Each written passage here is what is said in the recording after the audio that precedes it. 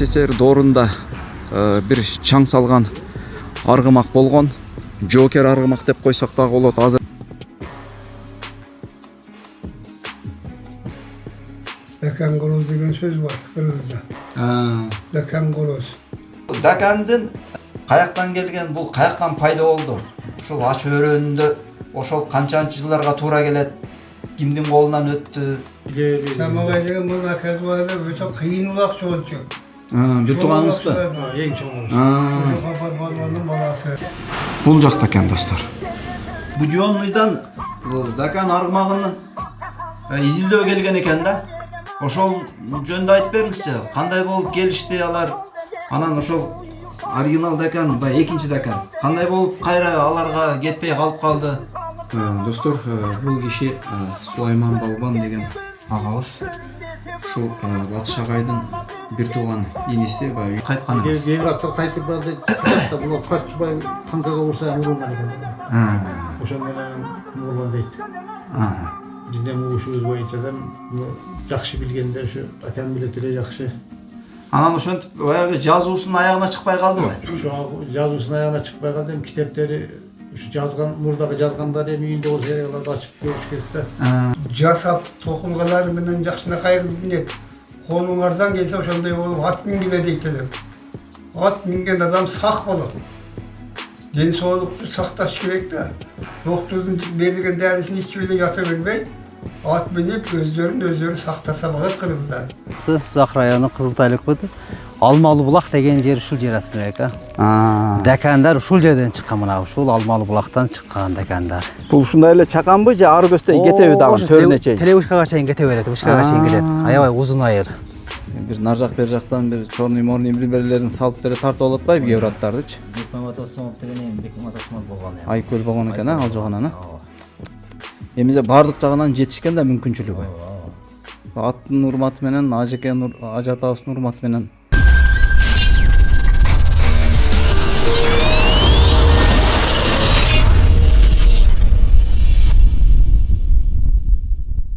Ассаламу алейкум, көкбөрү көрмандары, жылкы сүйүүчүлөр, сайыпкерлер, балбандар.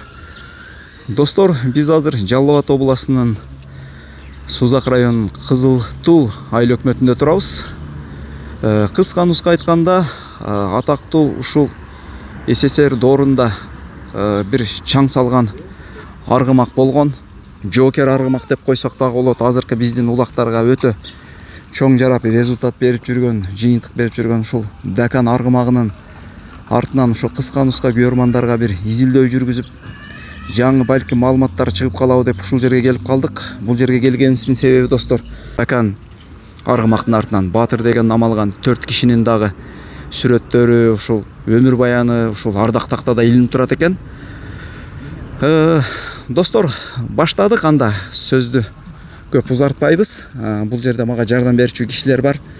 Ошолор менен суроо жооп кылып, ушул көкбөрүгө саякат чыгарылышынын ушул жолку орус аскеринин назары түшкөн Дакан деген ушул чыгарылыш менен ушул жерден Кудай берсе баштайлы деп турабыз. Барыңыздарга ассаламу алейкум. Бисмилла достор, негизи ушул ар бир айыл өкмөттө ушул жаратман адамдардын мында ардак тактазы болот, баягы герой деп коет. Батыр намын алган ар багытта. Бизге буйрса ушул чыгарылыштын үстүндө ушул жардам бере турган инсандар менен бир тааныштырып өтөйүн. Бул жигиттер ушул өздөрү Сузак районунун ушул Ачы айылында төрөлүп өскөн жигиттер. Эми бир өзүңөрдү бир башынан тааныштырып өтсөңөр, көрөрмандар үчүн. Мурза Касымов Миртемир, ушул Кызылтай өкмөтүнүн Акчалуунун туулган марабы. Баракелде. Сиз тууган? Капар Тазабек, Алмалы айылынын тургуну. Баракелде. Ошондо дамла бул жигит Капар балбандын небереси болуп калабы? Капар палуан абабыздын баласы, Батыш агайдын баласы небереси болуп калат. Батыш агайдын баласы, Капар балбандын небереси. Небереси ооба. Баракелде. Достор, анда тааныштык. Кыскасы, мен айтайын деген оюм, ушул маалыматты ушул айыл өкмөттөрдө балким бир топ маалыматтар сакталып калган болуш керек деп ушул жактан баштайлы деп чечтик. Ушу эми колдон келишинче ушу маалыматты күйөрмандарга так жеткизип берсек деген ойдобуз. Анда бул жакта өмүр бизден өтүп кетсе, эл эмгектен нерсе койсом Асылбек башына бардык нерсенин башаты бар. Эми иншалла ушул деканаттын деп Орто Азияга белгилүү деканат жөнүндө изилдеп атпайбызбы? Эми деканат дегенде ушул 4 герой абабыз бар. Себеби убагында ошолар мээнет кылып, аябай мээнет кылып, талыкпай эмгек кылып, ошол деканатты ушул ача өрөөнүнө чыккан атты эмгек кылган ушул 4 абабыз, герой абаларыбыз. Ошолар менен бир тааныштырсак иншалла. башына кана бир чет Биринчи абабыз ушул Калымшаков Абдыкадыр деген абабыз, герой, истен герой. Экинчиси Каримов Сейит деген абабыз, бул дагы герой. Үчүнчүсү Матиев Ажимат деген абабыз, бул дагы истен герой. Төртүнчүсү Абдырбек Көчкөнбай деген абабыз, бул дагы ушул герой. Ушул деканатты жакшы багып, деканаттын балдары жакшы натыйжаларды көрсөткөндүгү үчүн ушул 4 абабыз СССРдин герой деген наамдарын алган. Мына төш белгилери да турат менен. Ушул абаларыбыздан Аллахым разы болсун, Аллахым бейишине берген болсун. Себеби деканат дегенде ушул абаларыбызды эстешибиз керек да. Себеби убагында ушул абаларыбыз мээнет кылып кеткен экен. Ошол мээнеттин үзүрүн азыркы неберелери, айылдаштар көрүп атабыз. бүтүн Кыргызстан боюнча. Бүтүн Кыргызстан боюнча. Кээде Өзбекстан, Ушул 4 абабыздын мээнетин Орто Азиялык бир туугандарыбыз көрүп атат. Ат ишкоздору. Баракелде. Азыр бул жерде бул абаларыбыздын азыр сүрөтүнөн башка дагы ушул айыл өкмөттө балким баягы сакталып калган дагы башка маалыматтар барбы же ушул менен эле чектелген маалымат? Аларды ошо үйгө барганда аталарыбыздан, абаларыбыздан уксак иншалла. Буланысын. Өздөрүнүн оозунан, Өздөрүнүн оозлорунан. Азыр бул жерде батыр абаларыбыздын бары арасында тирүүлөрү барбы? Жок, бардыгы бул дүйнөдөн өтүп кетишкен. Неберелери бар азыр. Неберелери, балдары. Ошо Сулайман деген палван абабыз бар, ошондон интервью алабыз иншалла барганда. Баракелде. Манаке, атактуу декан аргымактын тегин бүтүндөй Азияга тараткан ушул инсандар. Достор, биз анда бисмилла деп чыгарылышты баштадык. Азыр ач айылына барабыз. Ошол жактан жигиттер ошол декан жөнүндө билген учурдагы ушул тирүү, көзү тирүү кишилерди чогултуп койгон экен. Кыскасы берүүнүн эң кызык жагын ошол жактан улантабыз. Кеттик анда. Дамла, биз азыр кайсыл жерге келдик? Биз азыр Кызыл Тоо айыл өкмөтү Таштак деген жерге келдик. Ачы деген жак башка. Ачы негизи биз ачылык болобуз. Анан ачылыктан ошол жакка түшкөнбүз да, ушул жерге. Азыр ошол жакта барып көрсөтөбүз, акчалуу алмалууларды көрсөтөбүз иншалла. Баракелде. Эми ушул жерден бир кызыктуу дагы бир маалымат болуп атат. Өзүңүз айтып калдыңыз, баягы айыл чарба министрине барып ушул декан уругун ушул каттатам деп бир топ аракеттерди жасадым дедиз да. Каттоо болбой калганына эмне себеп болду? Кандай маалыматтар жетишсиз болду? Эмне себептен катталбай калды бул? Алар көбүнчө эле англичандар тазагандуу деп ошоларды кылат экен да каттоогочу.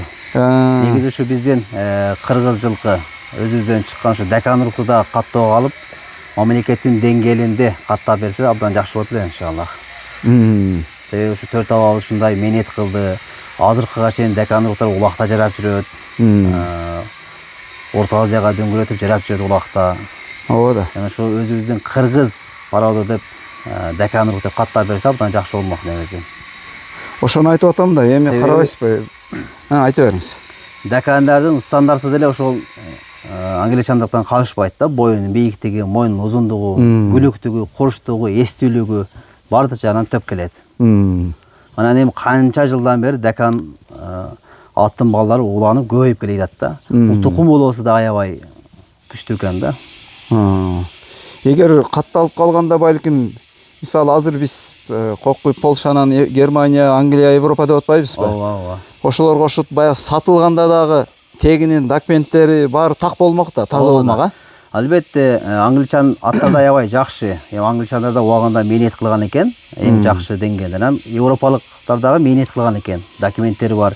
Ошондой эле биздин Кыргызстандын дагы ушундай бир декан уругаты деп катталып калса, чет мамлекетке ошол паспорту менен кете турган болсо абдан жакшы болмок да. Ошолардын деңгээлине чыкмак негизи декан урук. Азыркы ушу биздин учурдагы алды саттыда дагы бир топ Ооба. жардам болмак да, мисалы линияны көрүп, баягы паспортун көрүп, деп алмак да. Mesela Türkmenistan kança ming жылдан бери Ахал Текен атын бактап келейтат да. Алтын дегенде бактап келейтат. Ошондой эле биз кыргыздар атка жакынбыз да илгертеден. Манас атабыздан бери ат үстүндө келейтабыз кыргыздар. Ошондой эле азыркы учурда да ушу декан уругун каттап берсе абдан жакшы болот эле иншаллах. Себеби кийинки биз өтүп кеткенден кийинки муундарга дагы абдан жакшы болмок да, сыймыктанып калмак. Достор, элестете бергиле.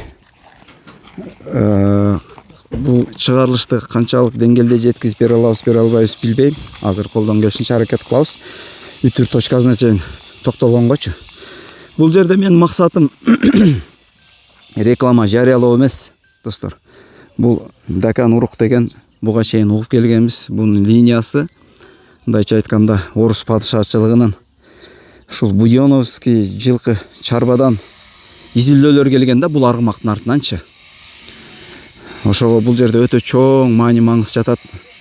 Мынакей ушул абаларга рахмат, ошол кесте ушул урукту, линияны аспеттеп ушул күнгө чейин калтырган абаларыбызда, мисалы бир топ кишилердин мээнети бар. Бул жерде саяпкерлердин, жылкычылардын, көп кишилердин мээнети бар. Ушундай абаларыбыз мээнет кылып койгон экен. Мынакей бүгүнкү күндө биз ушинтип мээнеттин үзүрүн көрүп атабыз. Бирок бир маселе бар. Биз эмне кылдык деген дагы маселе бар да, достор. Анда акырындап кире береличи, коноктор дагы келип калды окшойт. Урматтуу биздин каналдын көрүүчүлөрү, көрөрмандар, катталуучулар.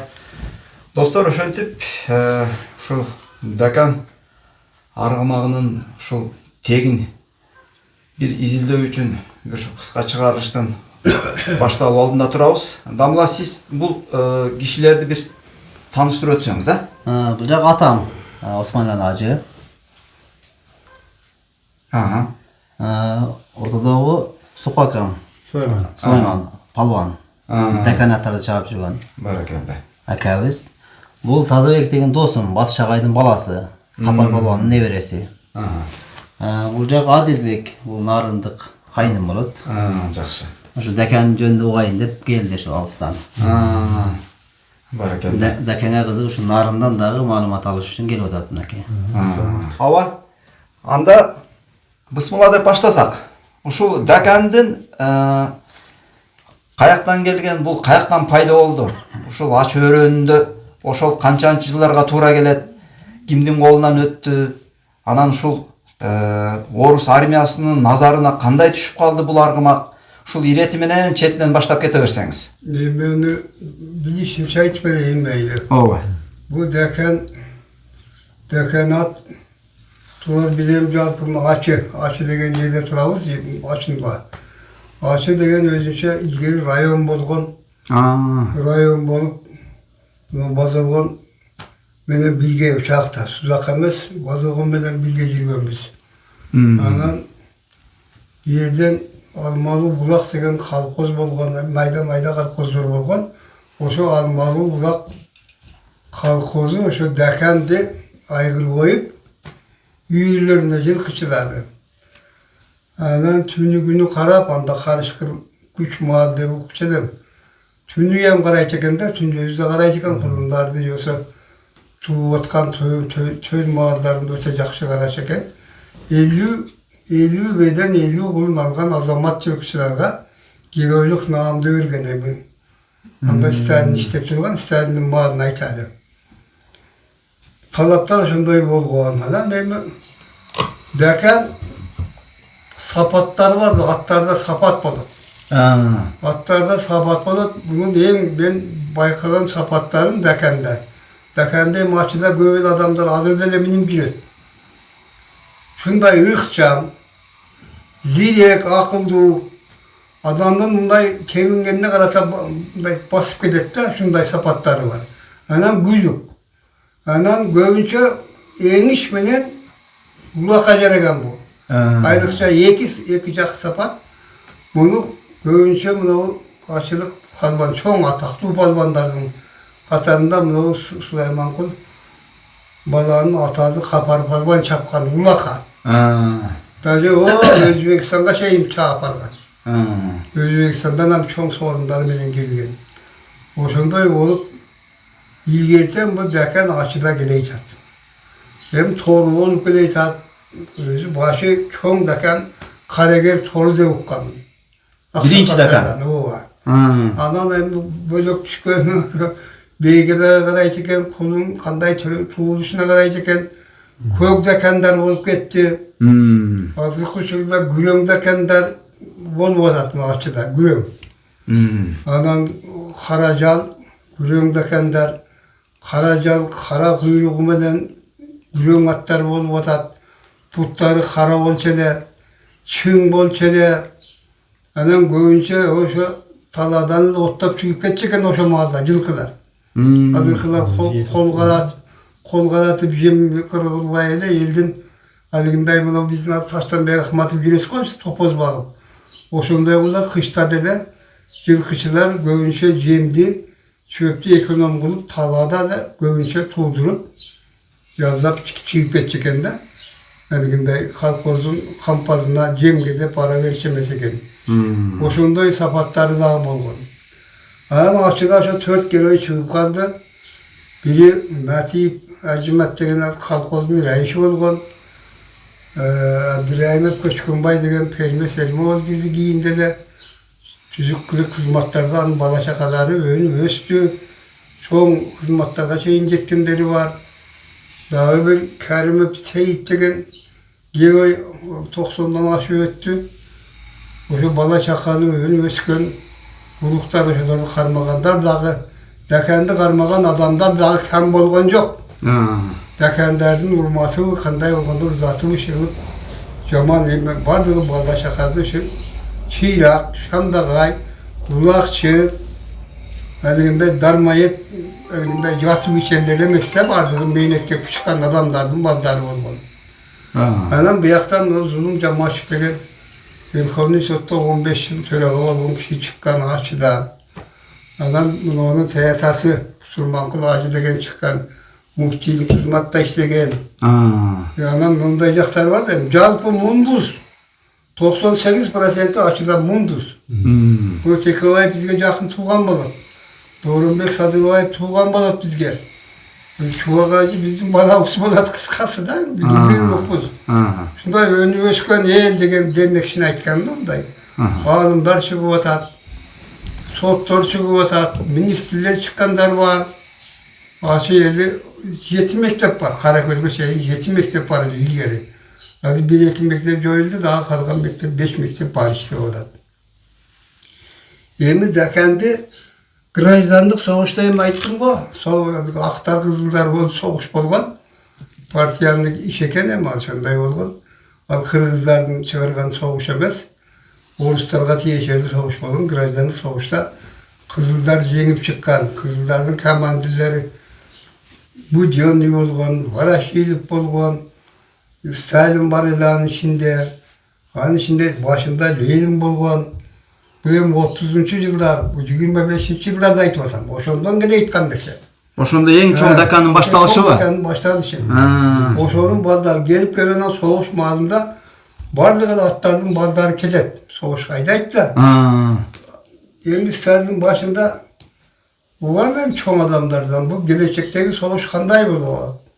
Germanya emet tuğan da mı? Uluslararası kol salamlı salbayım dediğinde çok memlekette bertili çetikinden. Ayşe'nin bolsa soğuştuğunda rahat yıldı oturup tiseli uzartıp durgan. Yetişelme yatkandan mı? Kalkon, savut, tankalar dışarı çıkarsı. Oturup arkada yıldırgan. Allah nemisler olsa tezlete yüzde vatat. Hoşunutmada diye ki çoğun memleketinden soğuk başladı bitti. 41. yılı. 22. yılında oldu. Ondan burada da mesulat bulup da bu senin bu kanday soğuş bulup kanday Tukhaşevski'ye aytkanda gelecekte tankan soğuş bulup. Varaşilik bu dönüyü de öyle çoğun marşallar da.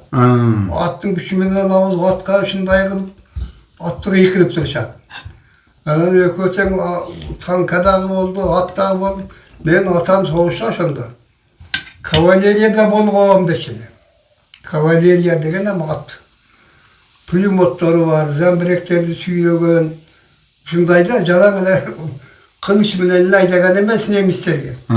И кылычтары ham бар. Tapançaları ham бар. Ошентип, алиги декендердин эми курчтугун алигиндей окоптардан так секирип өткөндөрүн атам кыйын жакшы көрөт эле. Бирок барып ошол жерге барып командир болуп, кимиси минсе дагы кулдуш окопко түшүрөт экен да серилип кетет экен жаманаттар. А булар шарт этип, бу танкалар менен көп жолу алышкан дейт. Танка. Колубузда кылыч дейт. А танка деле копол болот экен да. Жөөлөр эле атып ийбесе, ичиндегилер ата албайт экен аттын.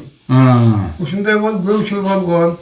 Аттар ошо Декан минген салдар, декан минген командирлер, oraya ketip kalacak eкен de tesirliler. Akoplardan hiç taysaldabay şart ötüşken. Onda sapatlar var elde boşa delil katar aycatılı. Ulak kaçapkan adam, kapar palman bolgan andan böyle kandı etkeyden algan emez, çapkan da emez.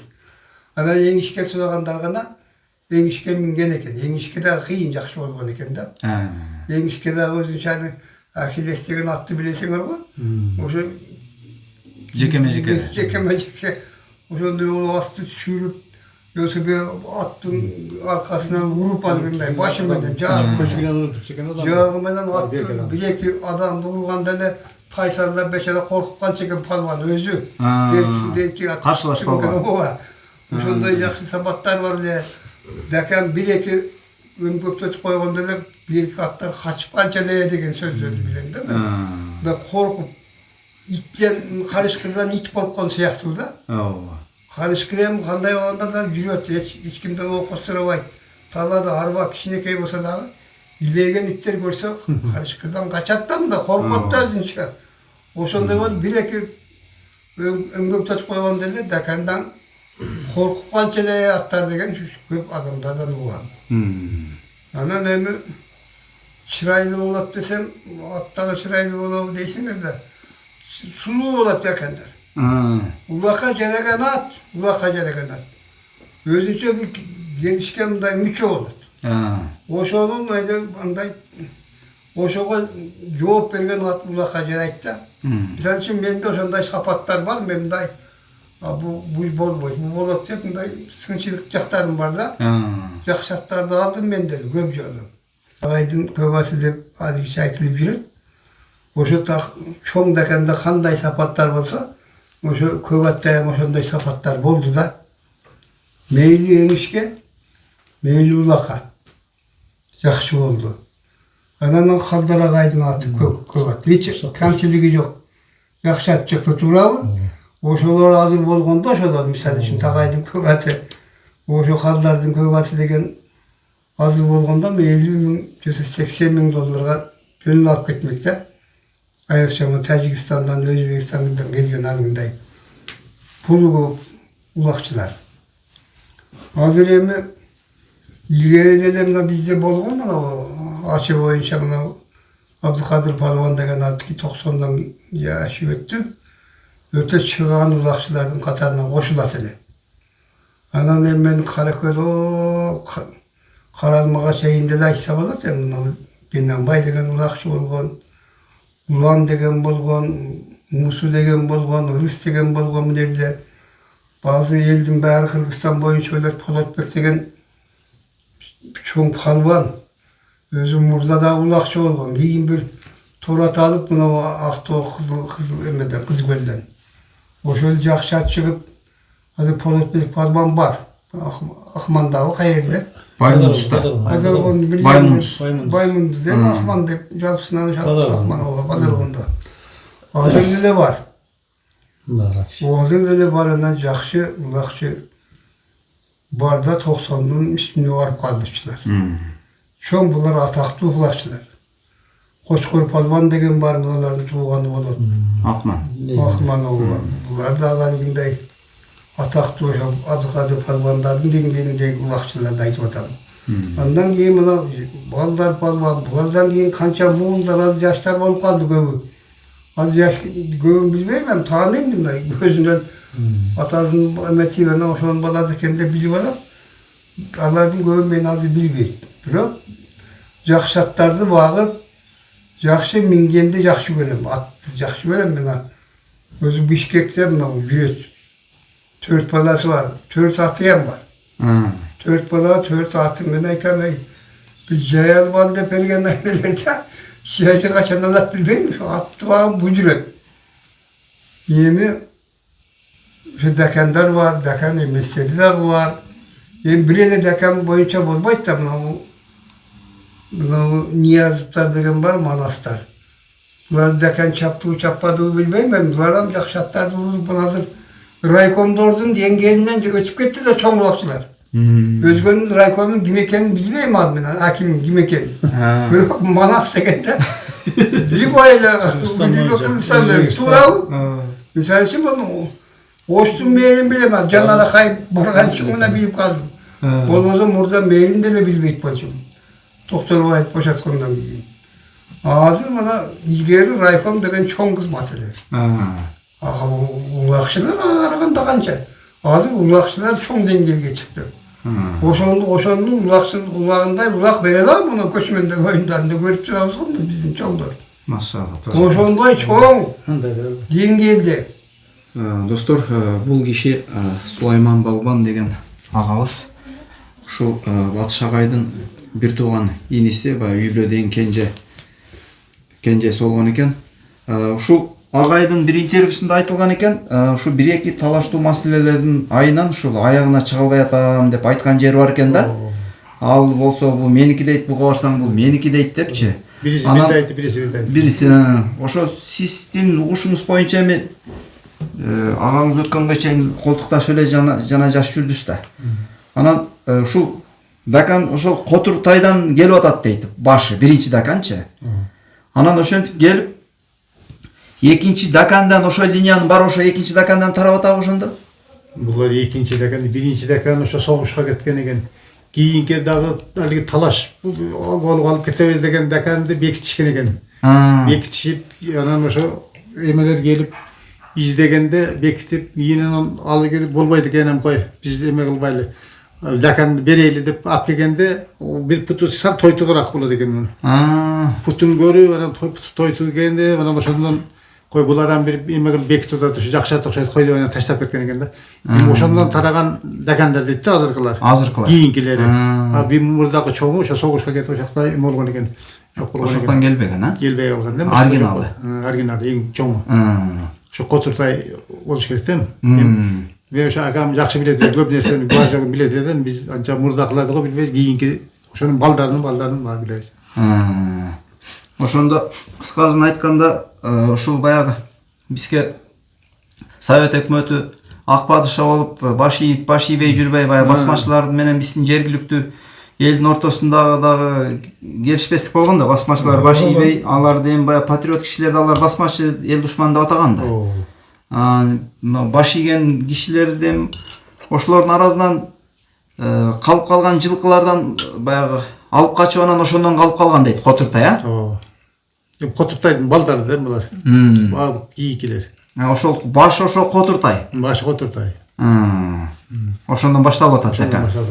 Ага чейин демек ушу чарбадагы эле жылкылар болгон экен да? Şu колхозго айры коюп ошондон таркаган экен да булар эми. Колхоздун эле. Колхоздон таркаган эле. Колхоз ошондон баягы Гүдөнү герой 4 герой бергенде ошондон да ошо согушта алыгы танка атты, эме кылган жерде ошого эме кылган экен бул аттар. Чү дегенде кете берген экен да. Качпай. Кайткан эмес. Эгер аттар кайтып барды, качта булар качпай танкага урса урунган экен да булар. Ошондон эме болгон дейт. Бизден угушубуз боюнча да жакшы билгенде ушу акам билет эле жакшы. Анан ошентип баягы жазуусунун аягына чыкпай калдыбы? Ушу жазуусунун аягына чыкпай калды, эми китептери ушу жазган, мурдагы жазгандар эми үйүндө болсо керек, аларды ачып көрүш керек да. Жакында эле өттү да. Бир ай чай болду деп өткөн. Уланткан эч ким болбоду. Уланткан эми балдар, ноолар уланса болот эле. Ошону китеп кылып жазам деген, алгиде эме кылам деген ошол боюнча калып кетти да алар. Эми ошолор жазып ошолорду караса Şu en жақсы bilgen ошo акамда мында эме кылган, кызыккан. Акамга кызыгып, ооба. аягына чыгам дегенде чыга албай калды. Жазуулары бар баары. Жазуулар болуш керек, бар болуш керек. Ошентип анан Дакандын мыктызы сиздин чоң атаңыз Капар балбандан чыгып атабы? Мен атам, өзүмдүн атам. Өзүңүз атаңыз. Атам ошондон чыгып атат. Ошондо кайсы жылдары? 60-жылы, 50-жылдары, кайсы жылдар болуп калат ал? Бул 49 ушундай болобу экен, ал Бишкекке барган экен бир. Кайсы жылдар экен? Казакстанга эм Ошол барган. жерге барып эңишке түшкөндө Казакстанга бул барган. Жумабай балбан деген атаман күчтүүрөөк болгон экен. Бул атам Улакага дейин немерак экен.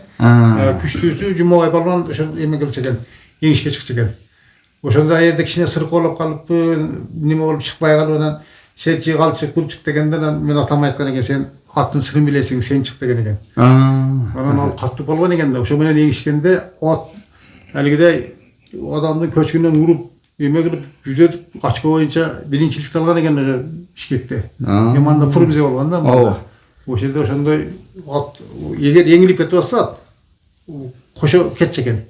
Башкалар мингендерде да, бөлөк адамдар эңишке түшкөндөрдө.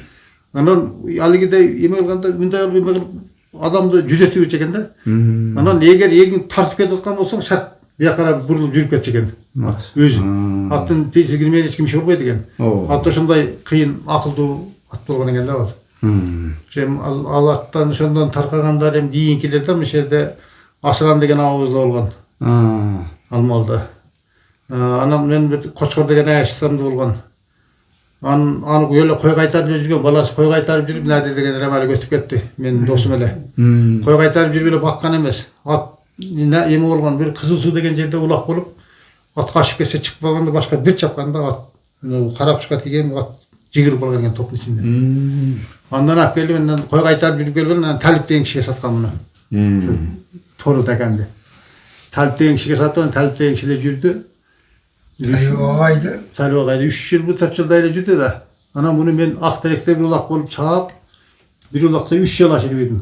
Алиги ат менен. Анан Тургунбай деген абабыз бар эле. Ошо Асыран деген кишинин акасы. Ошо кишинен алып койгон. Атка көз тиет деп. Анан алып келип, мен Ат Токур деген киши Орта Азияда, бир Ат Токур деген бай киши бар. Ушул алам деп анан 4000ге эме кылган. Анда 4000 деген бул чоң пул, 4 аттын бул. Беш аттын бул.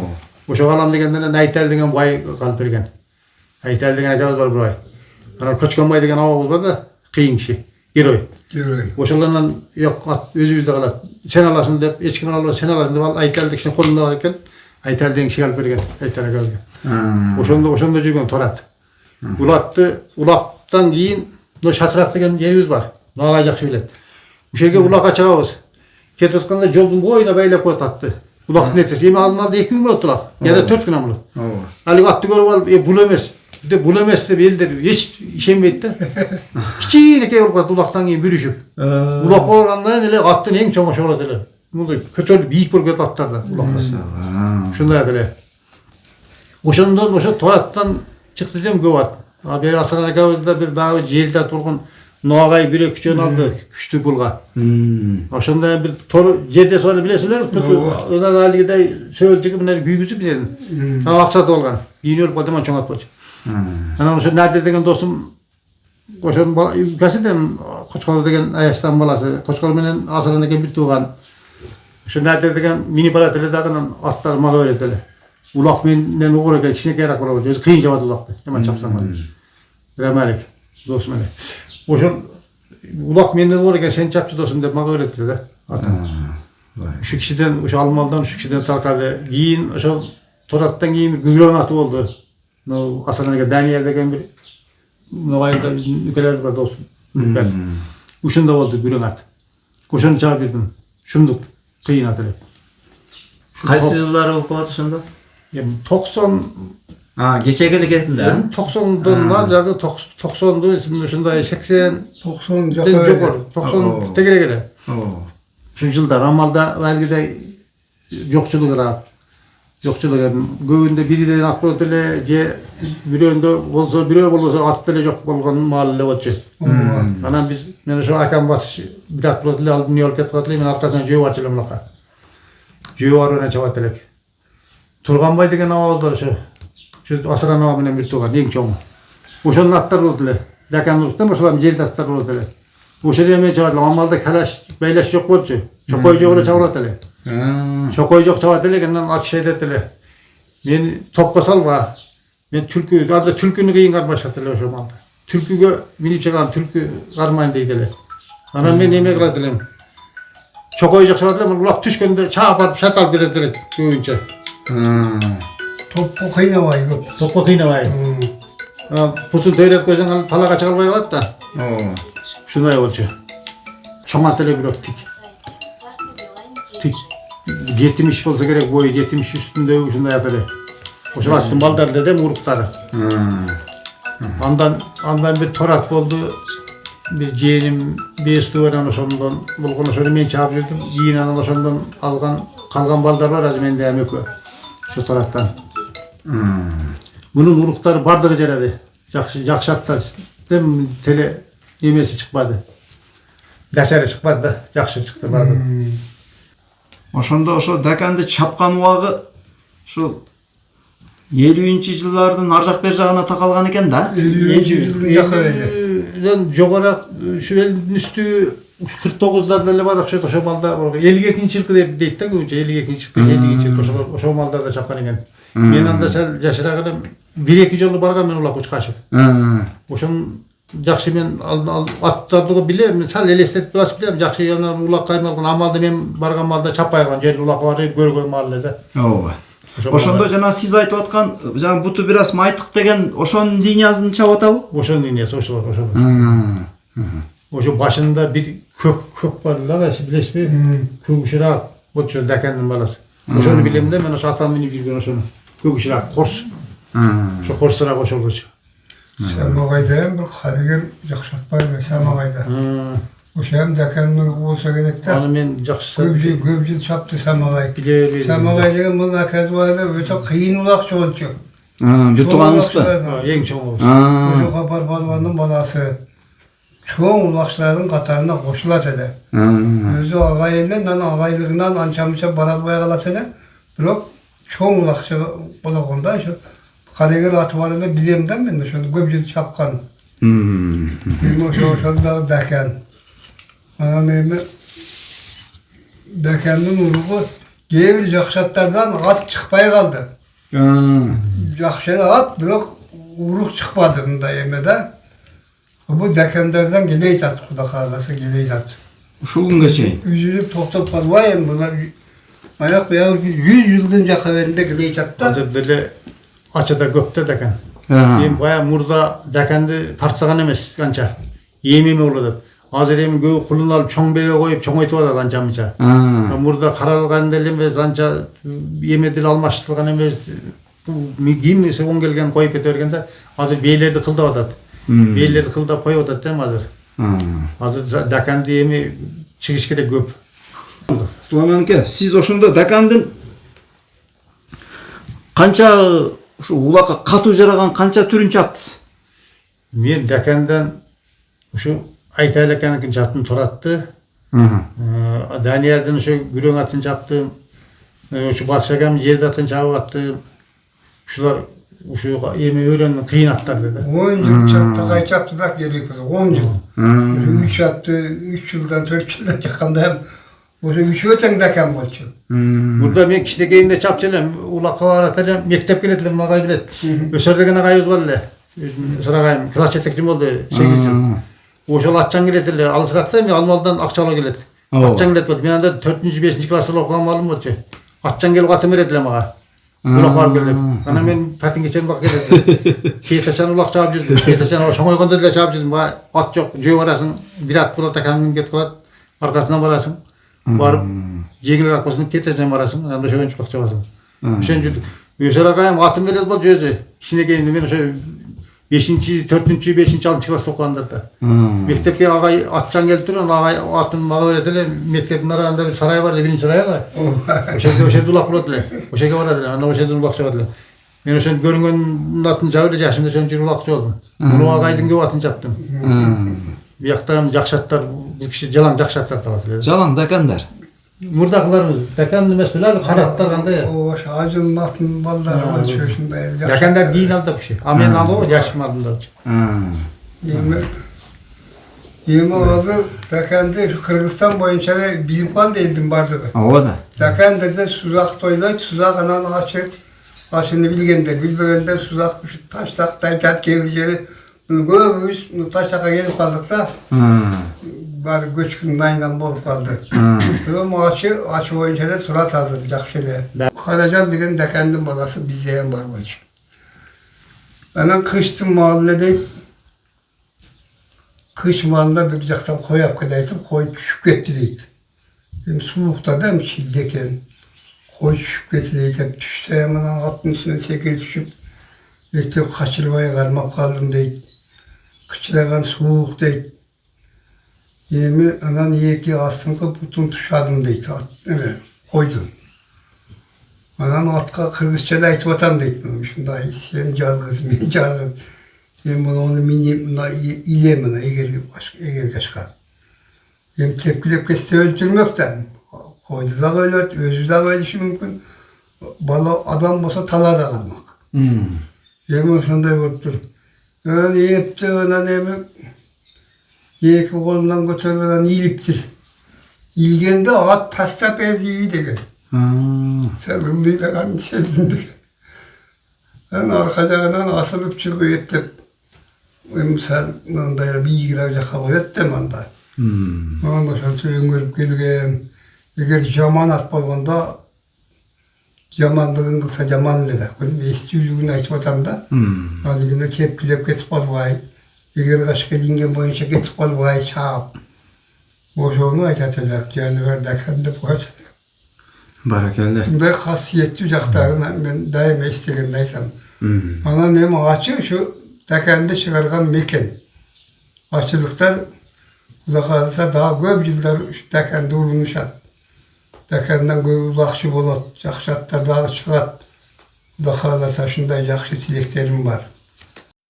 Bu Жонлuydan bu Dakan argmagını izildөө kelgen eken da. Ошол жөнүндө айтып бериңизчи. Кандай болуп келишти алар? Анан ошол оригинал Dakan, баягы экинчи Dakan. Кандай болуп кайра аларга кетпей калып калды? Эми муну мен батыштан уктум эле. Аны көргөзмө деген бар го, бу деген кадеп коет го. Ооба. Кыргызстанда ошо кагаз да ошол жерде бар деп айтканда батыш элем айтып мага. Ошо видеонуйдан келген кагаз ошол жерде бар экен. Архивте. Ошол жерде бар экен. Москвада. Чоң документтер де аларды сактайт да. Ооба. Эми аны сактаган илгерки ачыдагы калып сапкылда жок болуп кетти. Эми бу деген кадада бир копиялар кылат окшойт. Dakandın süreti hem var, atam mingen süreti hem var deyip aytıp geçeli. Eski süret var abi. Bu oşana aydatıldı da, ondan hem oşonu, hem vakti kara. Hem oşanmadan söyleşip, hoca kana deyip görüp bir, kana şundan çıkarıp her şimağa bildi. Hem akbol soğuda çıkan süreti var mı? Ben epey çıkarıp her gibi. Batışka. Batışsın özünü aparıp her gibi. Siz menen koşa düşkön süreti var. O var. Amına o şey. Hemen alayda akbol soğuda degen yerler çıkan. Bunun şemşiden alınan kogat. Bunun ağacının sol tok kuyruk atı. Amerika'dan var. O var, Amerika'dan var. Şunday oldu biz batışmadan taza jakşı yürüyoruz. Bir mektepte işlegenbiz. Şunday oldu. Almalı Bulak degen kalkozdan çıkkan at bu Dakan. Aygır. Aygır. Şu taktap koyayım.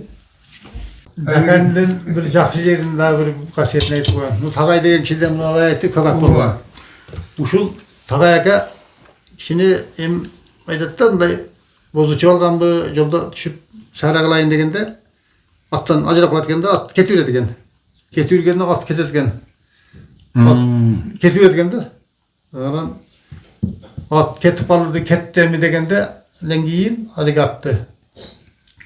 Üyüne var o şu yiyecek var kişine koyup kayra gelirken bilmiyor o Almalı'dan Çınırak degen yerde yaşayıp kalacak. Pazarda hiç kimse yaşamaydı. O şaka varıp kayra gelgen at.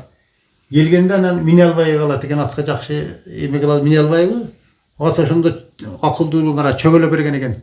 Андарбек деген кишинин үйүнүн жанында болгон экен. Андарбек деген аксакал ошол өзү айтып өзү көзү менен көргөн экен ошол аттын эмесин. Эңкейип берген экен чөгөлөп. Ана минип алып кеткен экен. Бозого тойгон окшойт да. Ошо бозого кичине бозочу болгонбу дейт да. Hem үйüne varsa baylap koyuşun bilet. Şunday Үйüne akıllı varma belki öğünden kişiye kayta bası verdiler. Büyüğünden geletten, büyüğünden izmeden gelip ballarından tavalat da. Oşunda böyle şunlar ötken eken andan. Hani az evvel kadar şey. Kaşet Anda iç vallardan saydı koyandı. Oşunda yestüyeceğin aytmatamız da bize. Estüylüğün dakandlarda şunda hasiyetler, hani e-postlarda da var o. Estüylüğünde çalgıyrukun estüylüğü, akkulağının estüylüğü degендей. Bu ilgersen Kırgızlarga жақын nesilerde şu atlar, ayrıca at, adamın kanası degen söz var. Жақшат жанған аралжы деген söz var. Mesela жақшат болса, иесін сақтап қалып, өзі мерт кетіп қалышы мүмкін, иесін сақтап қалады шулар. Şunday yaqtağını aytatan deneyim. Şunları basadım. Андай болбойт, жөн антып бер. Андай болбойт. Тамаша. Söylüyor dedim onu. Uşağın toygoda жакшы Ана сүйлөтүп кечип атат. отуруп булар, жакшынакай болуп сүйлөшүп. Uşağın жакшы toygoda жакшы сүйлөтүп атат сизди.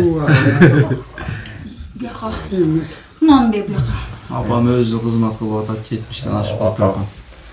Апам чамбырак болгон болуп сүйүнүп калып атат.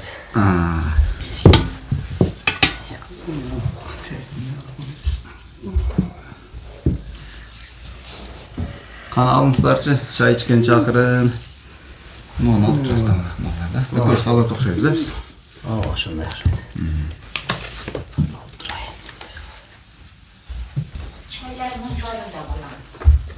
Dekan Goroz degen söz var Kırgız'da. Dekan Goroz. Bölük Gorozlardan ayırması var anın. O bölük Goroz misal için 4 kilo çıksa al, 2 kiloyla çıkart Dekan Goroz. Böyle teviştirip koysan o ekini 2 minut etmeyi yok bulat. Boyga түшкөн короз, а? Boyu o. Şu dekanın formasına kadar aytılgan söz bize hep koyalım. Чачтары жок болуп аткан дегенде таяп котурулган ошондой болгон да. Başında Бир жеринде жүнөскө түлөбөй калган мал экен да. Жүдеп, а? Ошондон декан болуп калган дейт да. Ошентип айтат. Мына жагы дагы башка кандай. Dekan Goroz Бир diye. ошол сөздү айтылат да декан ушундай ошондон декан болуп калган деп. Dekan degen ben görkem formasına kadar aytılsa gerek degen bir özümçe dedim de. Çıraylı mal olgan. At çıraylı olgan. Bir iki misal için 800 kilo çıksa bir at misal için bir aygır. Bu 550 kilo çıkat, bunu belki tişteşken tişte koyuyor. Kaçışkanda kaçıp koyuyor. Bu şimdi adamlar var da misal için salmağı götposuna kıyım olmayıptan. O şimdi jağından dekanlarda oşunday sapatlar bolganda hemen o ballara koçkol alganda aytam lapşigan lap koçkol alma bu basalbay kıynalar koydu ham kıynat özü ham kıynalat andan göre bir 100 kilo dayıyla koçkol olsun bırak 150 kilo koçkollarda ırgıta süssün deyim bunalar. Sulamanki şu sistin ошо атаңыздан калган ошо декан линиясынан, түз линиясынан барбы сизде? Менде бар экөө бар. Ошо илгертине. Асранованын атын уктар, ошо декандардан. Ошондон келгенден азыр менде экөө бар да ошондон. Бул декандардан бир сарысы болот экен.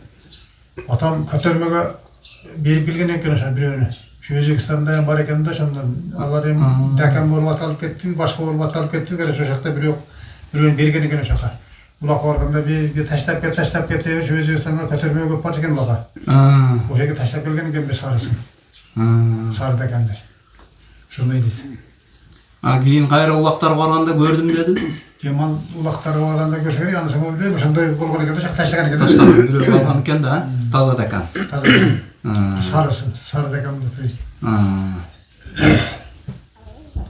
Annem var bizim ayında köp, tayın nedenderde olgan şu gülöng dekenler. Halbuki yemek asılı öldü o, şitke asılgan iki. Oo, aksa. Oşar jakşı dekenderdi de. Neymiş o? Yerde kamçı degen var, türsüme degen var, şular da var hem hazır.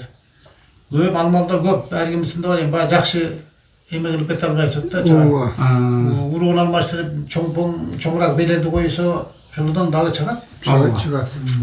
Siz özünüz takeover'da kaldınız, yürümüz kanday? Ben bir ekip bir alıp koydum bu yıl. Onun bir çoğun var, ağıcal. Oşanı koydum hele bir torat dergide alandan bir yaş çoğun. Ekonomi nesi ekölü atası bir de. Balam varıp bir bey kurtulap ketkenken oşanı dergide karaganı varıp çavrağa beylep anan beylerde yemek tutup aydap koy, anan çavrağa beylep dönüp çay içken ilip ettik. Çin ulakta yiyeceğiz var. İki çöl adam bir şey değildi. Çavrası var da yok. O şeye beylep koyarken aligat çişlep yiyip çeçelat da. Jakşı beyler vergan bu burada emerak beylerden okşatar. Çişlep çeçelat var, çişleşip bir katlı çişlep jelkesini işip yüzden kalma olgan. Bu Gülbek degen bala varken o bazı konuda şermeme degen balas. Oşal derlep hazır oşal ayıktırdı bir gana neyim koymadım diyor. Bir o da yol kaldı. Alıp kaldı. Koldalı. Hem kulundar hem kandırı yok bir day pişti çıkmaya koygan pilot hem maşal. Algo buz basa gerek. Yemenlere bu yıl da ben göğatça ottum. Şu dekenlerden iki önü bir aldırdım. İlk attı bir aldırdım. Daha bir at aldım. Andayla at tele olmaya koydum. Attan derecede olmay, at tele olmay yürüyor ona diyeyim gayra at kılmadım değil mi? 4-5 yıldan beri gayra at kılıyorum onu. Gayra jürek tünç yaptır da gayra. Olmamdan Bir ulakta cildip kolum olup kalmamışından hem at kılma kılmay yürüdüm. çıkarıp belgen Almandan deyin de. Çıkarıp belgendir. Kim biledim o bulak beşine de yapılar degen eken var dertik betti. O şol skvajinası var su çıkan şeyde kotup çelede şeyden beylep koyup bıçak etken ilk bir tündürüp etken dik attı. O şol baktıradılar. Hayla yürüyen. O şoldan atkılmay olgandan giyin jürüp diye atkıla başladım. Keyin dayın çıkmadı o şol boyunca. Çok çıkmadı. O şol asırgan atlar nurguna. Algısıka ketken degen yaksa. O şoldan bana başkan cerdatı. O şol baldar dediler. O şol balasın baldar. O şol dekenlerden şular. Yüzadan çıkat ekenden da. Bundan uruktan çağır. Bundan baş bayda deken buluduk da jambaş, aktım şu jadi paydılara moşadan geldi dekenliydi. Barda bile çıkmadı değil mi? Yemde jakşı belir koyup jakşı karasa dağıla çıkarttı. Yemazı kızı balda dekenler. Dekende hep su koyandı hep şunu atma. Yemin nin yapıp kaldı bu adamlar. Yemin köp çıkarttı. Bundan köp çıkış gerek. Yema sevada azaldı göğüle Ali baldaram anca minca pulları olup kalıştı. Bir yalı odat koşu atacak. Göğü gider. Kuda kalasa. Yemazı bile 2 yılda deken köp çıkıp kalat ko. Karmışak vardı kadı giroy. Giroyların içine en aksakalı o. Yaşıyordu. Deputatan bulgun eken. Deputat.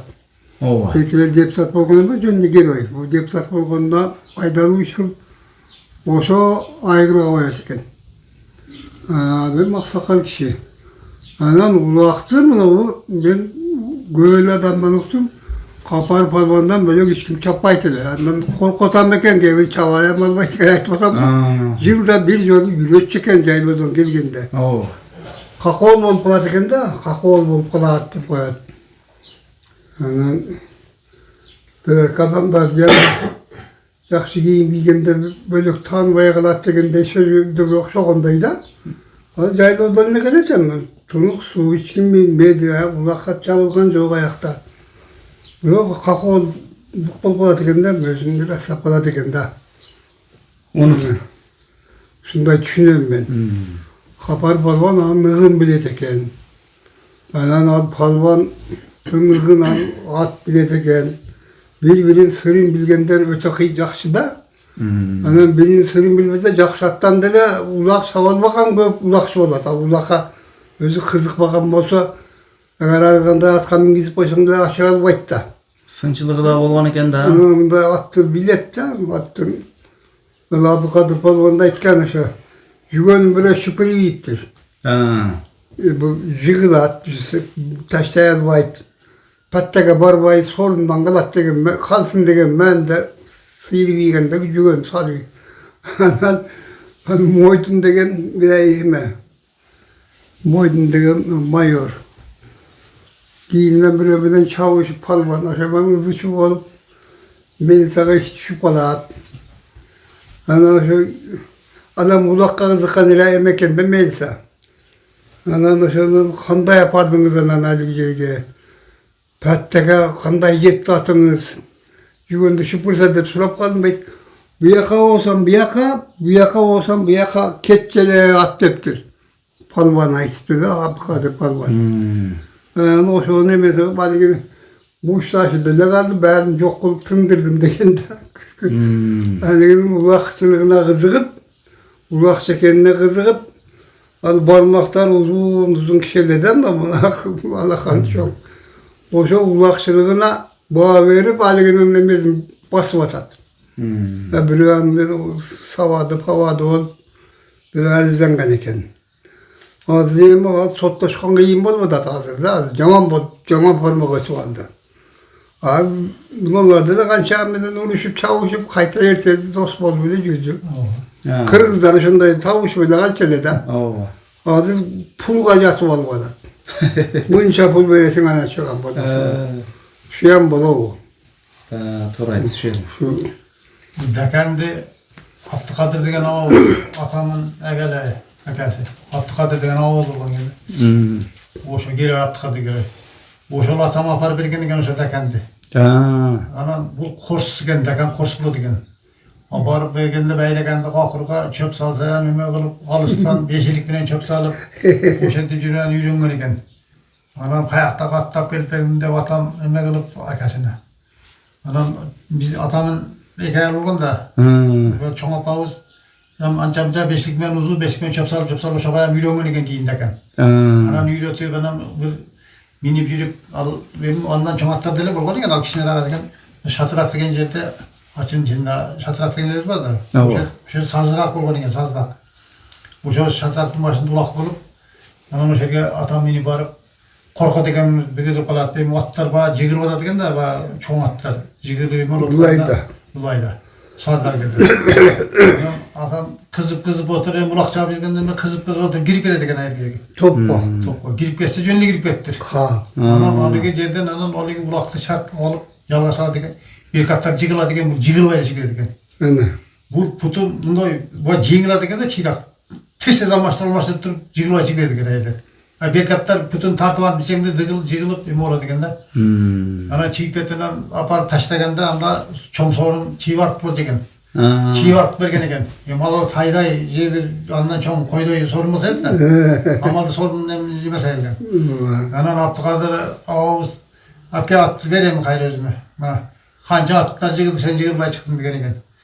De oşan dönen atam oşan yemeğe bulan eken de. Oşandan kalgan dekender. Oşanın birine oşa bir giyinki baldarı oşanın Özbekistan oşa bir sarısın bergen ekenler.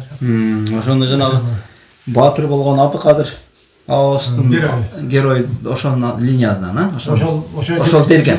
Oşa bergen ferma bolgon, oşanda oşol bölüşkende oşol attının atama bar bile degende.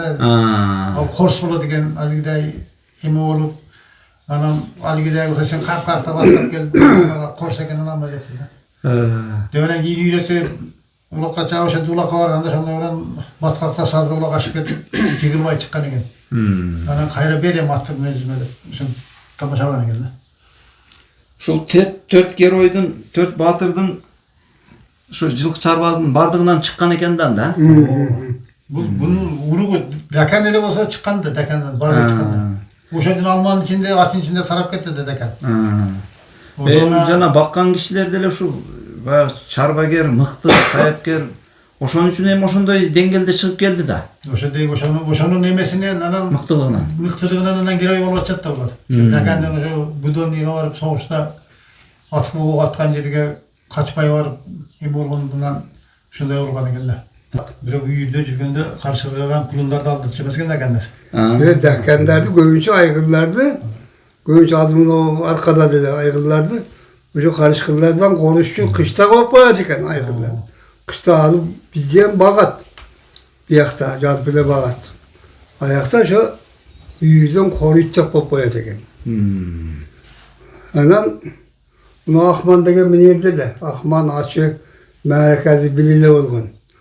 Şu köşeyin ulak üstten yiyinde de şart gelivergen bir yaka. Anan şu Atsan jüyana malı. Geyskanda bir karışık kovalagandara uçurak kapar balvanlar. Bundan bir şeylikleri var da o 7-8 var güneyt hatta. Anan bunlarda bile 5 yıllık gitmem var değilsin. Kolunda da kamçı. Kovalar büyük belediken. Anan en keyif çavazın dem kamçı benden. Kamçım bir yandan karmak. Anan berekatları calp beretler. Dekani mesler calp beret. Bu dekandar kayta dekan çiçeği soğan bol emedetildik. Tap beretildi karışıkındayım. Can tespit etmeydik de. Can tespit adam çötte karışıkın aslında çözüm. Kudu papalık koyatı at. Anda jamanatlar calt bergende de kudu üstünde adam çöt birinciler. Dekan kapar falan çağ olgandı mı da şunu. Dekan bolmazsa böyle at kapar falan yıkılmakta calt bergende. Şu atka işenmeden çağ olsa. Cevap vermeyecekken de bunun da yapalım. Şunday sapatı var elde deşkenden mi? Ait var. Bunun bir epizottan ait vatam ben. O 7-8 bol güleşler karışıklı uçurap, karışıklı göğüp attı çerçevesinden uçurap algan da bunlarga. Ondan kişine koğlap alıyla çağ algan eken. Bunu deken eken, bunu bu donçak kendisi bunu dekende kalmayı verdiğimde mal kanday çıkart alıp kulay bilet ulaka bu. Yani aygırı koymasa bu. Anı bir ilişkide geldi. Ulakalasın bu aygırı koyasın bu.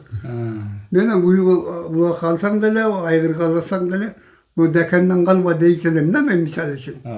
Belki donçak. Bu canlı yoksa daha polis giydiğin atlar var da. Alayım kanday çıkart. Al kanday şartta karalıgan al. Bizim Kırgız'ın içerisinde geldiğinde kanday akvalda olatalım.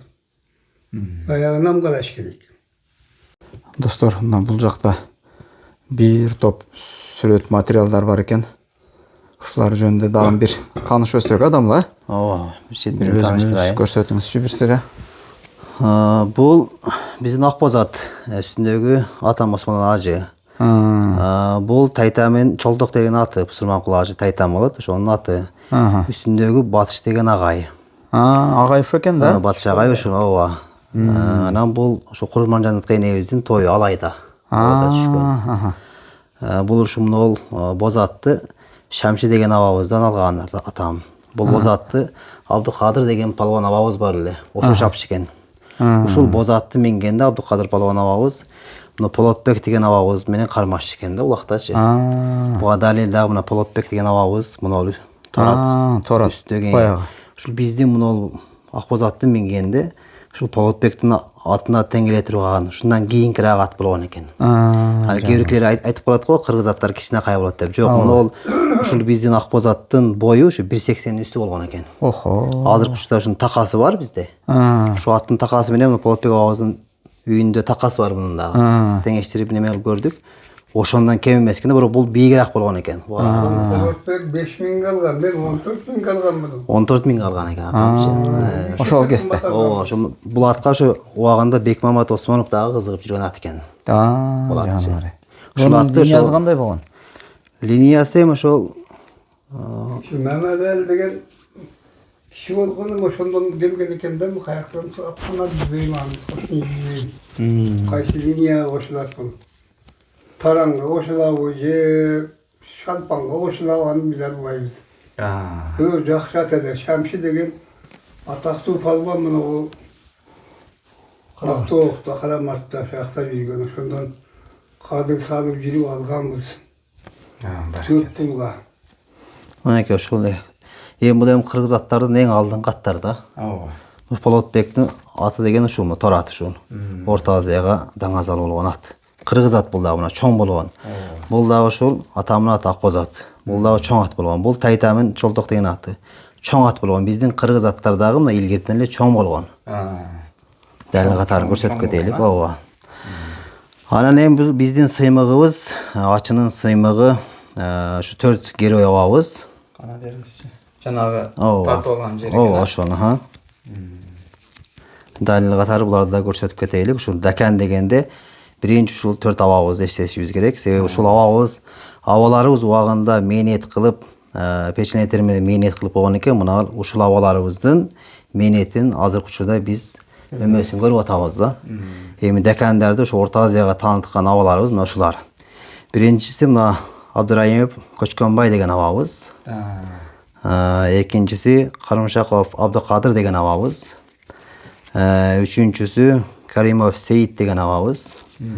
Төртүнчүсү дагы Матиев Ажимат деген ушу 4 герой абабыз мынакей. СССРдин герой деген намын алган абабыз. Анан дагы бир нерсени айта кетишим керек. Бул 4 абабыз дагы бир эле айылдан. Алмалы Булак деген бир эле айылдан 4 абабыз чыккан да ушундай. Бир айылдан. Бул деген эмне деген мээнет. Эмне деген акылмандык. Анан эми муну ошо айтылуу Даканды чаап жүргөн Капар Палван деген абабыз ушу мына. Сүрөт бар экен да. Ооба, мынакей ушул. Мынакей достор. Капар Палван жана атам айтып кетти го, карышкыды аттын үстүнө чабылаган деген. Канчалаган намыс, кыргыздын намысын коргоп, Өзбекистан, Казакстанга чейин барып, эң ичке булакка түшүп жүргөн абабыз ушул Капар Палван деген. Абабыз ушул. Машалла. Мына андан кийинки Дакандар ачта экиге бөлүнүп атты мынакей. Мына чоң Дакан. Мен мунун интервьюда сизге айттым эле го, чоң Дакан деп. Бул Асыран абабыздын аты. Мына колумдагы бул Түрсүнмат деген Алмалы Булактын бийи болгон абабыздын күрөң аты. Азыр буларды да тактап кетемин, иншаллах. Мына ошол чоң ат, ошол чоң Дакан. Асыран абабыздын аты. Бул да ошо бою 1.80 үстү болгон. Себеби мына ортодогу акабыз азыр тирик, бул 1.86 бар да. Эми ушуга салыштырып билсе болот. Ушул ат укмуш ат болгон. Эми бул аттын мойнундай азыр аттар жок. Ошол Асыран деген абабыздын чоң Дакан аты ушул болгон. Андан кийин мына Батыш деген агайдын аты мына. Бул да укмуш болгон. Канча жолу казактар келип убагында чоң суммаларга сураган, саткан эмес. Даканды бартаган да Батыш агайыбыз да. Мына карасаңыз мойнулары укмуш. Канча көп акча берген, бирок эми ат турматтаган үчүн саткан эмес. Андан кийин мына ошо биздин ат, бул атам ошол Асыран абадан алган. Данияр деген суку акам чапкан аттын баласы. Күрөң Дакан ушул. Күрөң Дакан. Күрөң Дакан ооба. Мына ушулар бир да ошо бардыгы Асыран абанын атына барат. Булардын бою чоң болот. Бул дагы анан эми муну жанагы Бишкектеги белгилүү болгон чоң Даканым дагы ошо аттын баласы муну. Мунун баласы. Муну эми бул атты сиз билип жүрөсүз. Бишкектеги эң чоң аттардын арасында Дакандын ордун коюп, дайыма кулак ашып жүрөт мынакей ушул. Кашка чоң Даканым ошол Асыран абанын аттын баласы мынакей. Бул торуч колуңдагы. Бул дагы Дакан. Даканбы? Ооба. Бул ошол Асыран абанын атына барат. Ошонун урпактарынан да, балдарынан. Эми мына экинчиси бул Кичинекай Дакан деп айттым го. Түрсүнмат деген бий абабамын Дыты деген аты болгон. Муну чекедеги ошол Кубан деген баласы. Дыты, оригинал Дыты ушул мына. Ушул болгон мына. Муну. Муну болсо Немеш деген акабыз. Муну да Камчыбек деген палван акабыз. Ушу Дытыны ушу көп чапчы экен. Күрөң ат деп. Оригинал күрөң ат ушул. Муну Жаңыбай деген палван акабыз, бу да акасы Балыбай деген. Бир улакта түшкөн экен. Муну оригинал Дыты деген күрөң ат ушул. Түрсүнмат абанын күрөң аты деген жана күрөңдөр түшүп атат го дека. Муну ушуга барат. Башы ушул Дыты деп жанагында кичинекай болсо дагы ар кандай чоң улактарга жараган үчүн ошондой аталып калаган. Анан бул ошол күрөң аттын балдарынан Кутманбай деген абабыз болгон. Ошонун баласы Арсылан деген бар, анан Дөөлөт деген. Дөөлөт экенин бир караты болгон. Ошо эми ушунун баласы да. Жана Казакка кеткен караат деп эле улуттук спорттон чыгып калат го. Ошол ушул жактан чыккан, бизден чыккан, Алмалы Булактан чыккан, ушул күрөң аттын уругунан. Ошол караттын, Казакка кеткен караттын оригинал баласы мына. Азыр ушта менде бул. Өзü de okşoş. Бұл da ошо Казакка кеткен Кара Деканын оригинал баласы. Кутман деген абабыздын неберesi Талант Акаден алган. Казакка кеткен Кара Деканын өзү да бул кыйын окшошу. Ушинтип азыркы учурда ошо эки немеден кетип атат да декандарчы орого. Günümüzde Ошо чоң декан, кичине декан деген ошо турбайбы койсо, ооба. Азыр эми ошол Дөөлөт деген акабыздын караты бар эле. Бул укмушат эле да. Ошондон кийин муну жана экинчи декан деп калдык го, муну ДТ деп. Бул кичинераак эле негизи. Өзүндө ham түшөт, өзүндө формадагылар болот. Бирок бунун баласы жанагы ошо Дөөлөт экенин караты чоң эле. Чирайлуу, кыйын чоң эле. Кийин карыганда ошол өзүгө сатылыптыр. Аманбай абабызга. Ошо чоң болуп калды, ошонун балдары мына чоң түшөт да. Чоң түшүп калды мына. Булар чоң бойлору. Ошол экөөтөн эме. Ошол Дөөлөт экенин аты аябай жакшат эле. Кийин карыганда Казакстанга сатылып кеттир. Азыр мына өйүздөгү туугандар жалаң эле ошо Кара Декан болуп кетти, ошо бизден кеткен, Ашыдан кеткен да. Казакка кеткен Кара Деканды да алып келип коюшту. Коюштурбу? Алып келишти. Жана бир эме тартып турган о. Кәрім. Казакка кеткен Кара Деканды алып келип үйдө койду. Бир жагында үйдөн көрсөтүп атты. Кандай факт. Достор, мынакей ушундай бир кызыктуу маалымат да. Мынакей ушул ак боз атты Бекмамат Осмонов минип, ушул Манас миңде алдыда парадда минип кирген экен ушул аттычы. Ушул атка өтө кызыккан экен, бирок ушул мурун казы деп айтылган, эми азыркы муфтий да. Ошо сыйлап алдынан өтө албаган экен атты алам деп, а? Ошо Бекмамат Осмонов да ушу биздин боз атка кызыккан экен аябайчы. Анан эми сатыла турган болсо, Мусулманкул ажалат го деп анан алдынан келе алган эмес экен да. Себеби жакшы аттарды каерде жакшы ат болсо, тайтан Мусулманкул ажа алган да. Алган. Эми ошол убакта Осмонов губернатор болуп турган да. Ооба. Эми азыркы ушунчалык баягы аксакалга, атка сый урматы болгон да. Эми азыркы заман болсо бир нар жак бер жактан бир чорный-морный бир-бирлерин салып деле тартып алып атпайбы кээ бир аттардычы. Бекмамат Осмонов деген эми Бекмамат Осмонов болгон эми. Айкөл болгон экен, ал жагынан. Эмизе бардык жагынан жетишкен да мүмкүнчүлүгү. Аттын урматы менен, ажа атабыздын урматы менен. Кийин ушу боз атам ушу Казакстанга сатылып кеткен. Казакстанга кеткен. Казактар алып кеткен да. Муну дагы ошол Бекмамат Осмоновдордун Элик деген аты. Элик деген ат ушуну. Бул ат бунун теги дайынсыз, а? Эми бул илгерки ат да. Илгерки ат болгон үчүн Чоң ат болгон экен. чоң ат болгон бул. Кыргыз аттарынын илгеркилеринин чоң ат болгон мынакей. Күйөрмандар, урматтуу достор, күйөрмандар. Мынакей ушул Декан аргымактын теги жөнүндө ушундай бир кызыктуу маалымат алдык, колдон келишинче канчалык сырын ача алдык, канчалык маалыматты топтой алдык, эми өзүңүздөр баа бересиздер. Ушинтип бул берүүнүн соңу, берүүбүз аягына соңуна чыгып баратат. Буюрса бул орус армиясынын назары түшкөн Декан деген бир чыгарылыш менен чыгарылыш болот буюрса. Кана аба бир жыйынтыктоочу сөз кылып өзүңүз аяктап берсеңиз.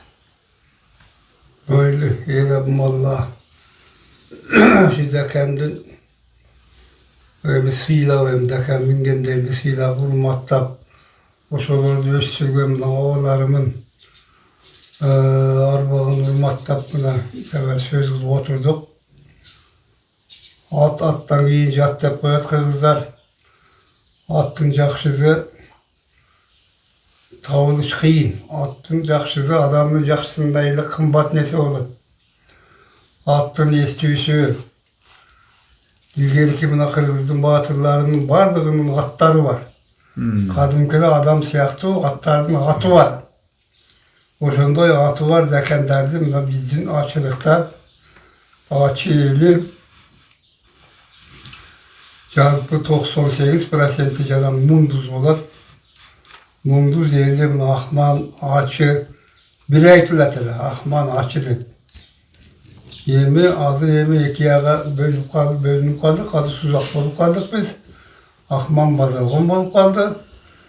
Yalan şu munduz yaşayan tegiz gelgen şeyler. Yemi bunu jurnalist falan buna atka kızıkkan, jakşı attardı bulungan, ilgeriki muhallarda dile bolgonum, soğuşka çeyin, soğuştan giyinki muhallarda dile, oşa atlardın qasiyeti menen geroy bolgon adamlardı görüp atabız, aytıp atabız. Böyle jerde mınday bir ayıldan, bir yerden 4 geroy çıkkan jer kem, Kırgızstan boyunca dile. Bardığı tuğan el, ıntımak taşıp, jakşı karagan, jakşı asıragan, jakşı attardı bulungan, soğuşkaga çıkan şu atların uruğu. Soğuşta biz tankanın gücü menen jengdik degen menen at katışıp, at menen жүрген kavaleriyadagi katışkan. Keyin soğuş bitkende 45. yılı 24 iyunda. Soğuş 22 iyunda başlagan menen жеңиш параты 45 yılı 24 iyunda bolgonda ошондо согушка катышкан аттарды жам ашы Кызылаяттан өткөзгөн. Кызылаяттан өткөзгөн. Ошондо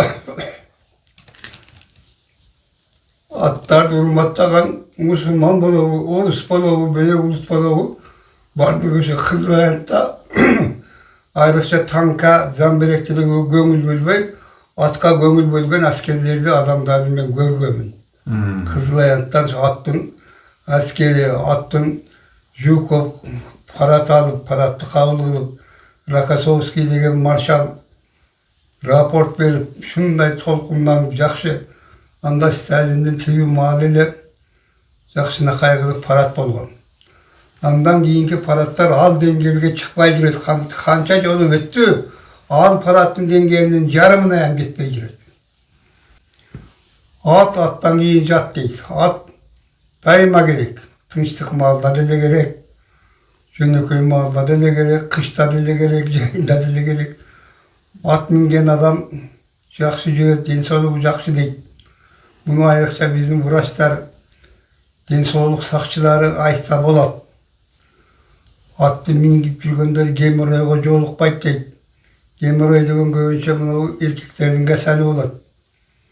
Ошондой кичинекей пайда болуп баштагандан баштап атка минсе, айрыкча жайдак минсе, мына мен чынын айтайын, ошондой кеселдер жок болуп кетет.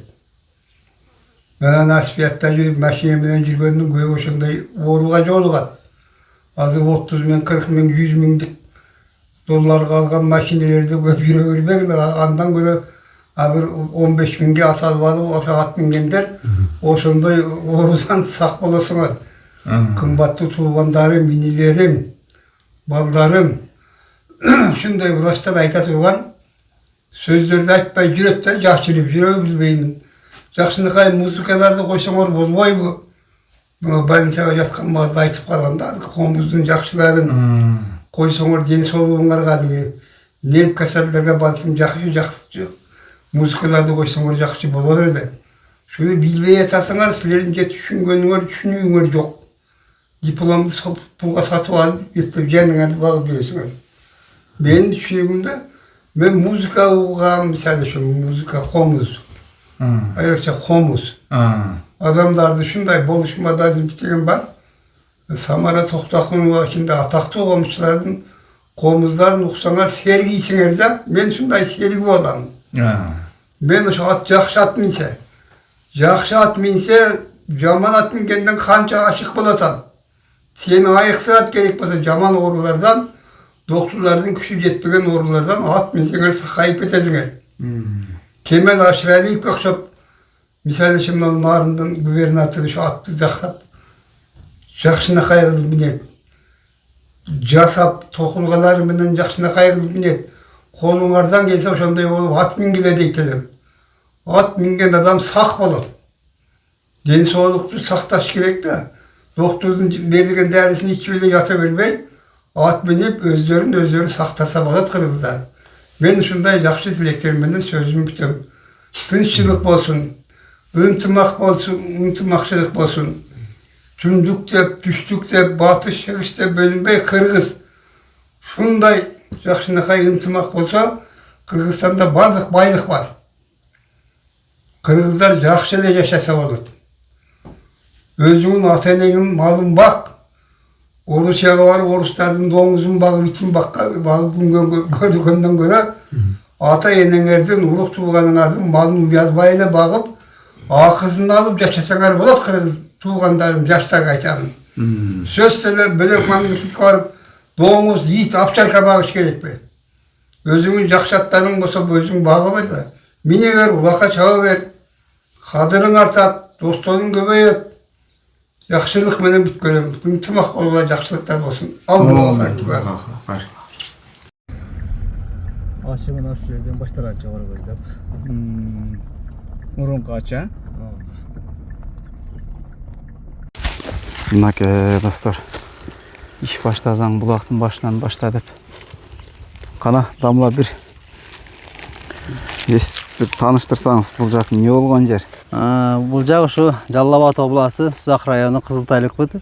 Алмалы булак деген жер ушул жер асылбек. Декандар ушул жерден чыккан, мына ушул Алмалы булактан чыккан декандар. Бул ушундай эле чаканбы же ары көздөй кетеби дагы төрүнө чейин? Телевышкага чейин кете берет, вышкага чейин кетет. Аябай узун айыр. Башына чейин кете берет. Нар жагы базар коргон эмеспи? Нар жагы Арсланбап жак болуп калат.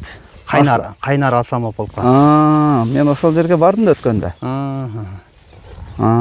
Түшүнүктүү. Эми окшоштуруп атам.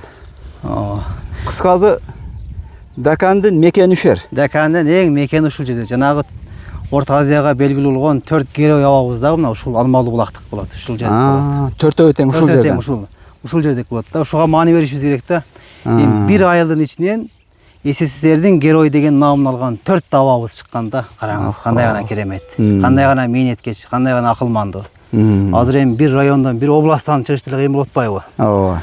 Ошол маалда ошол абаларыбыз ушу бир айылдан эле 4 абабыз чыкканда караңыз, кандай мээнеткеч, ынтымактуу, жакшы жашаган айылда башка айылдарга өрнөк боло турган. Калганы баары сатып алган. Калганы баары сатып алган. Мен өзүм акчалык болом, наркы айыл акчалуу биз сатып алганбыз. Деканын центри ушул Алмалы булак, ушул жер. Баракелде. Жалпы ушул ачы өрөөнүндө канча айыл бар? Жалпы ачы өрөөнүндө 11 айыл бар да. Охо. Ачы деп айтылат, 11 башына чейин. Ичинде эле жана абам айткандай районго тетеле болгон экен да. 11 айыл болсо. Ооба. Охо. Мээнеткеч, акылмандуу, жакшы инсандар ошоктон чыккан. Ачынын ичинен эми Тайтан Мусурманкул ажы чыккан, дин мээнетин кылып, убагында муфтий болуп, мамалда каз деп айтылат эле. Канчанчы жылдары? Канчанчы жылдарын так эсимде жок, эми абалда биз кичинекай бала элек. Азыр дагы мына ушул ачыдан Олжобай устаз чыгып атат азыр, хадис алими. Асан ажы бар. Охо. Алымдар да ушул ачыдан чыгып атат да. Могул жерде ошо бир Мәжи деген агай бар эле. Баласы Асинка деген экебизде эң бир жакшы деканат болгон көрөм. Каерде? Мына үй ошонуку, аны көрүнүп турган. Кыйын жакшат эле, ооба. Ал да ошо Түрсүмөт абамын көрөн катына барат да. Түрсүмөт абамын үйү ушул жакта, мына жерде. Ошол жогоруракта да. Ошол Алмалы булактын бийи болгон, кыйын жакшы адам эле. Сүйлөгөндөрү да аябай маанилүү. Огороддору кенен үйлөр алыз экен, а? Ооба. Машалла. Баракалла. Асыран деген абабыздын үйү мына жакта, жанагы чоң декан деп айтып калам го мен. Асыран деген абабыздын үйү ушул жогоруракта. Бул жакта дагы канча айыл бар? Бул жакта ушу жогору көзөп кете берет. Сокташ, Шатырак, Актерек, Алчалуу. Бул айылдар ошондо ылдыйга түшүргөн себеби жер көчкү болдубу? Жер көчкү болуп, ошо Талабулакка комплекске Таштакка түшүрдү да. Кайсы бир жылдары ушул ачыда ушу эки жаш баланы базып калган ушер, а? Муну жар эле да, муну жар. Ушу муну. Чекеси көрүнүп турат. Нолба, учуп чыгып турган. Ушул жар көчкөндөн кийин көп ылдыйга түштү да. Байкуштар. Достор, мына ушундай жер экен.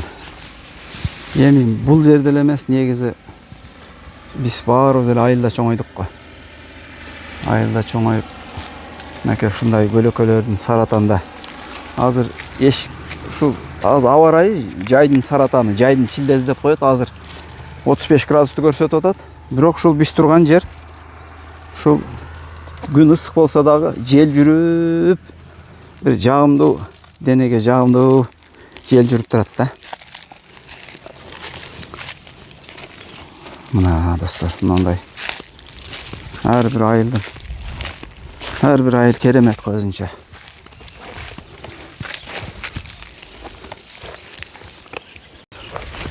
Эми кайттык. Декандардын центрин айылын көрүп койгонуңуздан жакшы болду да силер ака. Сизге дагы бир эме болуп калды мындай. Жакшы да. Достор, айылына чейин барган мен деп айткангачы. ооба. Ушул акыркы кездерде Дакандын атына дагы көп тоо кетип калды. Мындайча айтканда, линияны билип билбей сатылып, же алдап сатылып, же базардан сатылып ушундай бир аз кадыр баркы төмөндөгөндөй болуп баратат ушу акыркы жылдарычы. Бирок негизи чын-чынына келгенде бул жерде чоң тарых бар экенин түшүнгөн киши түшүнөт да.